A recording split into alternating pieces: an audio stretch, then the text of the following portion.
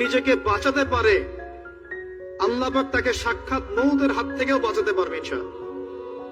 কিভাবে? 3 বন্ধু যাচ্ছে রাস্তা দিয়ে, হঠাৎ করে ঝড়, বন্ধু 3 জন ঢুকে গেল গুহার মধ্যে। কিসের মধ্যে? গুহায়, যে পাহাড়ি এলাকায় আপনারা থাকেন যারা, গুহার মধ্যে। হঠাৎ করে পাহাড়ের পাথর দিয়ে গুহার মুখটা বন্ধ হয়ে গেল। এখন খোলার কোনো অপশন নাই। সবাই বলছে এখন 3 জন, এখন তো আমরা বের হতে পারবো না। সবাই সবার নেক আমলের ওসিলা দিয়ে আল্লাহর কাছে দোয়া করো। কিসের ওসিলা দিয়ে? নেক আমলের ওসিলা দিয়ে দোয়া করতে হয়। হাদিস।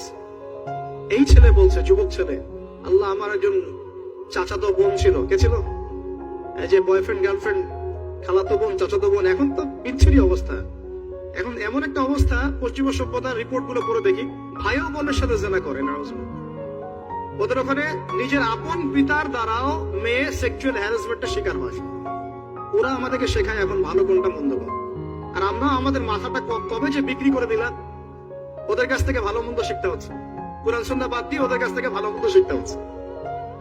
তো চাচাতো বোনকে সে খুব ভালোবাসতো, তাকে সে পেতে চাইতো, মানে তার সাথে সেক্সুয়াল সম্পর্ক করতে চাই, সোজা কথা বল। এখন সে মেয়েকে অনেক প্রস্তাব দেয়, সে মেয়ে রাজি হয় না। শেষে বলে, যদি আমাকে 1000 বা 100 স্বর্ণ মুদ্রা দিতে পারো, দিনার, তাহলে আমি তোমার সাথে সেক্স করবো, মানে জেনা করবো। নাউজুবিল্লাহ। সেই ছেলে অনেক কষ্ট করে এই টাকাগুলো বা এই দিনার গুলো অর্জন করে, কামাই করে, দিন রাত পরিশ্রম করে, ঠিক আপনারা যেমন করছে না। তো এরপর সে তার স্বর্ণ মুদ্রা দেয়, দিয়ে বলে যে এখন আমাকে আমার কাজ করতে দাও। তখন সেই মেয়ে রাজি হয়।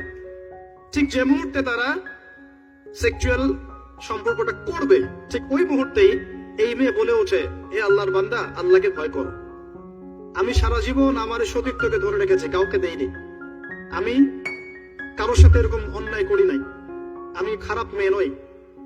তুমি আমার ইজ্জতটা নষ্ট করো না। কে বলছে কথা? মেয়ে। ওই অবস্থা থেকে কি একটা ছেলের উঠে আসা সম্ভব? এটা কি এতটাই সহজ? এটা কিন্তু সহজ না। সত্যি কথা বলতে এই বিষয়টা কিন্তু এতটাও সহজ না। যারা অবিবাহিত তারা হয়তো বুঝতে পারবে না, বিবাহিতরা বুঝতে পারছে। তো ওই অবস্থা থেকে সেই টাকাগুলো না নিয়ে সেই স্বর্ণ মুদ্রা মেয়েকে দিয়ে ওখান থেকে সেই ছেলে উঠে আসে আল্লাহর ভয়ে। সে এখন গুহার মধ্যে আটকা পড়েছে, আল্লাহকে বলছে, আল্লাহ ওই দিন ওই কাজ যদি তোমার সন্তুষ্টির জন্য করে থাকি, আজকে আমাকে মৃত্যুর হাত থেকে বাঁচাও। সমস্ত পাথর তপ্তপ করে সরে গেল বন থেকে। এটা কিন্তু কোনো গাল গল্প না, এটা বনু ইসরাইলের ঘটনা, সত্য ঘটনা।